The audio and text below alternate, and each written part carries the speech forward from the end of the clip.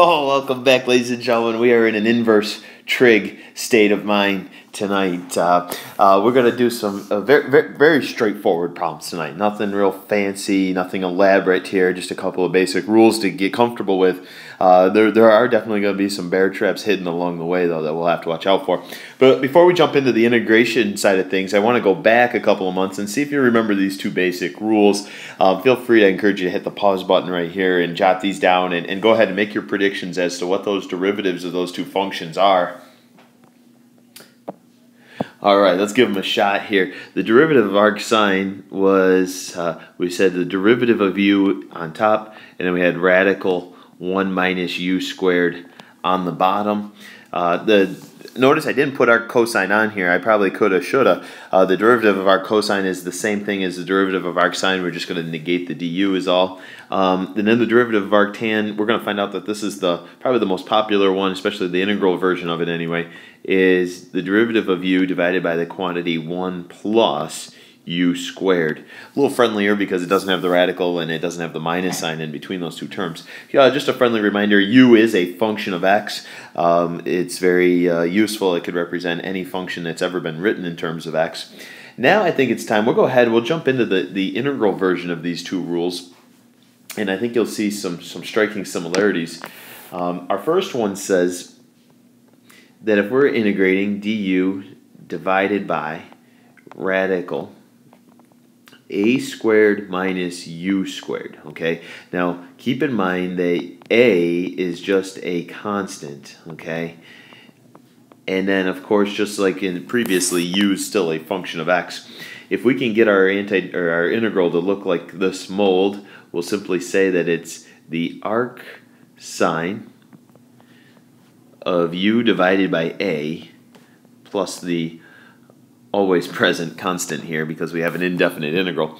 So the really only the big difference to watch out for today was when we took the derivative of arc sine, we were pretty much guaranteed that that coefficient was already pre-built in as a 1. Now we're saying it could be something more obnoxious, more involved, and we're just going to take that into account and put the a right there.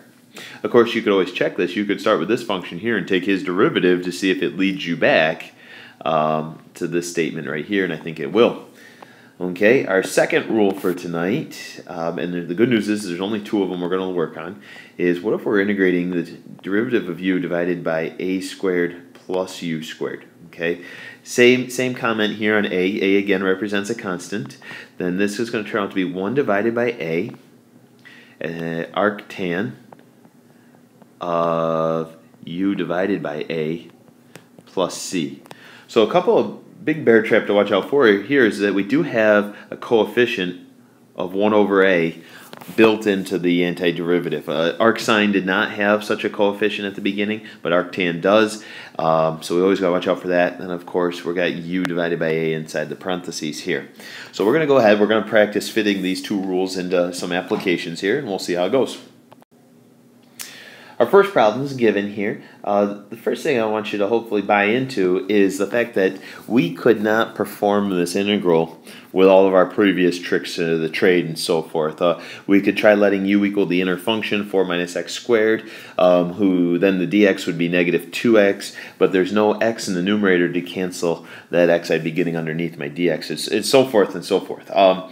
So we do need to rely on our new trick. I'm thinking of the rule du over radical a squared minus u squared. We could say that my a value is a 2, my u value is an x, because that's what's getting squared right here. Therefore, my du equals a dx, and as we've mentioned in class before, that always makes us happy because we don't have any coefficients or extra baggage to worry about here. If we rewrite the given problem, we could substitute the du in for dx. I'm going to substitute the 2 in for a and say 2 squared, or actually a squared would be even better. And instead of minus x squared, we'll say minus u squared. Okay, it fits our rule that we wrote down on the last page perfectly. So the antiderivative is the arc sine of u over a, which is x divided by 2 plus c. And that, ladies and gentlemen, is our first antiderivative with an inverse trig function. Okay, example number 2. Again, I think you'd agree that before tonight that we had no chance of integrating this one whatsoever. No U sub or anything we've ever learned before would have helped us on this particular one. Notice it does not have a radical. There is a plus sign, so I'm thinking this is kind of feels like an arctangent problem all the way right from the get-go. What's tricky here? Start with what is your A value? Okay, let's say, what's getting squared right here? I would say that my A value is a 3. Then ask yourself, what's getting squared over here to make that term? My U is going to be x squared. Of course, if I square that, I'll get x to the 4th. And then from there, it gets a little messy. We say that our du is equal to 2 times x times dx. We could then divide the 2x over. Okay? And now we're going to go ahead and we'll start making our substitutions. I've got x over, I'm going to say a squared plus u squared. So that denominator is good to go. And then we'll substitute the du over 2x in for my dx. We could certainly go ahead and kill that x, but then we've got to slide that coefficient out front. Okay, we'll clean it up just a whisker so it's easier to see. Du over a squared plus u squared. Okay, I'm going to just bring down that coefficient for the ride. Okay, and then my rule for this says 1 over a, which in this case is a 3, arctan of u over a, and then we'll slap our plus c on there.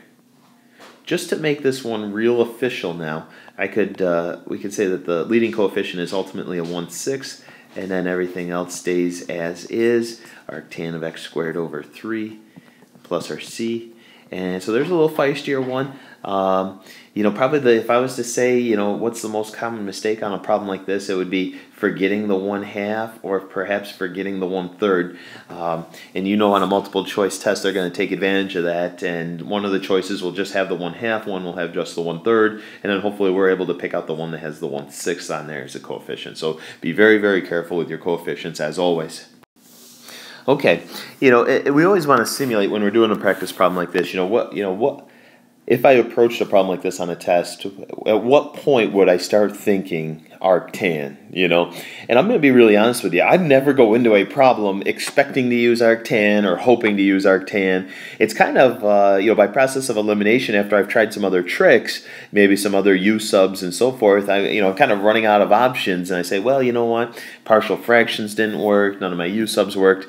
By golly, maybe as a last resort, I'll think about arctan, and lo and behold, it happens to work. In this particular problem, my A value, okay, again, ask yourself, what did I just square to get that 2?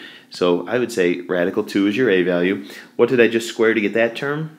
Well, we're going to say that u is equal to 3x. Therefore, your du is equal to 3 times dx. We'll go ahead and we'll divide that 3 over. As we make our appropriate substitutions, we could say we could substitute du over 3 in for the dx. So I got my du here, my 1/3 here. I've got my a squared plus my u squared. Okay, it fits perfectly with the rule that we gave you on the first slide. We're going to bring down that coefficient, and then the rule says 1 over a. Look at how ugly that is. Ugh. Times the arctangent of u divided by a. Okay, plus c. And of course, like on the last problem, we'd probably just take one extra step, multiply those two coefficients together, get something like 1 over 3 radical 2, and then everything else would stay the same. Arctangent of 3x over radical 2. Sometimes they won't use these parentheses right here, but I find that to be troublesome. I always like to use them just to clarify what exactly we're taking the arctangent of. But anyway, there's 3 down. Let's get 2 more. Here's another good example of a problem. At first glance, I don't know if I would necessarily go into this problem expecting or I don't think arctan would jump right out at me. I might try letting u equal the denominator right off the bat, thinking that it might turn out to be a du over u type of problem where we'll end up with a natural log. But the problem that letting u equal the denominator doesn't quite work. I'm not able to cancel all the x's the way I hope to, and it just kind of led me to a dead-end road. So as a last resort, I'm thinking arctan. I'm going to say my a value is a 2 because that's what I squared to get this 4. The u value is always the most interesting. What did you just square to get e to the 2x? And I'm going to suggest that you just squared e to the x. Just as a helpful reminder, e to the x quantity squared, we would multiply those exponents and get e to the 2x. Just a little review of your exponent rules. Then your du turns out to be e to the x times dx. We'll divide that e to the x over, and we'll go ahead and make our substitutions. So I've got e to the x for now, all over a squared plus my u squared. And then I'm substituting my du over e to the x in for the dx that used to be right here. Good news is we're going to kill those rascals. Now it fits perfectly. We've got du over a squared plus u squared. We end up with 1 over a, which was a 2, arctan of u over a plus c. And what looked like it was going to be a very ugly problem 30 seconds ago turned out to be quite the innocent little bear cub. Well, certainly, as you would expect, our last problem for the night is going to be the most challenging, the most creative one that we tackle all night. And like most problems in math, your first move is going to be the most valuable move that you make. Once we get this first move made, I think things will kind of fall into place and you'll kind of have those aha moments. But how you start this problem is going to be the key, and it's just a matter of being a little open-minded, thinking outside the box. Notice, because your numerator is a binomial, okay, my numerator is a binomial, then I'm allowed to, the phrase I like to use, make like a beaver. Okay, we're going to go ahead and split this one fraction into two smaller fractions. Okay, and we're going to get a little creative here. We'll use multiple colors. I'm going to say it's the integral of x over a radical 4 minus x squared. Okay, that's supposed to be a squared with respect to x, plus, and then my second term is going to be 2 divided by radical 4 minus x squared. So one of the reasons that I absolutely love this question is not only does it require you to kind of make like a beaver and split it into two smaller integrals, but it also, now that I have this orange and this green integral, one of them is new and it's relative to today's topic, whereas one of them is completely old school and I could have done this integral months ago. So hopefully you can take a guess, and I'll tell you what, if you're feeling comfortable, I would not hesitate to hit the pause button and try to solve this one all by yourself. But I'm going to go ahead, I'm going to focus on this orange one here. And this is kind of an old school problem, okay? This is one of those ones I could have let u equal the inner function, 4 minus x squared. Ooh, watch that negative. My du is going to be negative 2x dx. That right there is going to really cause some troubles here. All right, so then what I can do, we'll make the appropriate substitutions. We've got x over radical u. We've got du over negative 2x. We could cancel out the x's, and then I'm going to factor out the negative 1/2, put that out front. Okay, now we're going to just we're going to take our time, we're going to clean things up a little bit here. Negative 1/2. On a problem like this, we don't want to rush too much. I'm just going to rewrite that u. Okay, now I'm actually ready to integrate. We'll add 1 to the exponent. We could then say we're going to divide by the new exponent, or we're going to multiply by his reciprocal, which then gives us a new coefficient of negative 1. Technically, I should be throwing a plus c on there, but I'm going to wait and I'm going to throw a plus c on the end of the entire problem at the end. It doesn't matter whether I put it on this term or the second term. Generally, we just put it on the end. The very last thing I need to do is just to rewrite this whole thing in terms of x. So it's negative radical 4 minus x squared. And all we're going to do is we're just going to bring that big ugly plus sign all the way down with us. Now we'll try to go back. We'll switch colors here. This green one is brand new for today. We could say that our a value is a 2, my u value is an x, therefore my du is equal to 2x, and that's always reason for celebration right there. So what are we actually integrating? Well, that 2 that used to be in the numerator right here, I'm going to slide him out front, just kind of get him out of the way. Okay, substitute my du in for my dx, all over radical a squared minus u squared. Oh my goodness, do you see how perfectly that fits with our arc sine rule? So we've got 2 times the arc sine of u divided by a. And then we'll slap our plus c on now. There's no more work to be done, so I'm just going to bring that part of the problem straight down.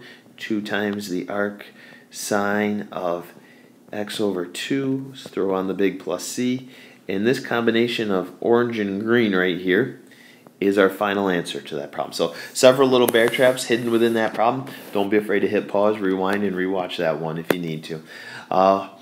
Hope we had some success tonight. We'll practice some more of these tomorrow. Or really, I'll tell you what, if there's a theme for the next couple of days, it's definitely arctan. Arctan is going to be heavily laced throughout the next 3 or 4 lessons. I want to make sure that you can sketch the arctan function. I want you to know where the asymptotes are and a variety of characteristics about that graph. So good luck, and we'll see you tomorrow.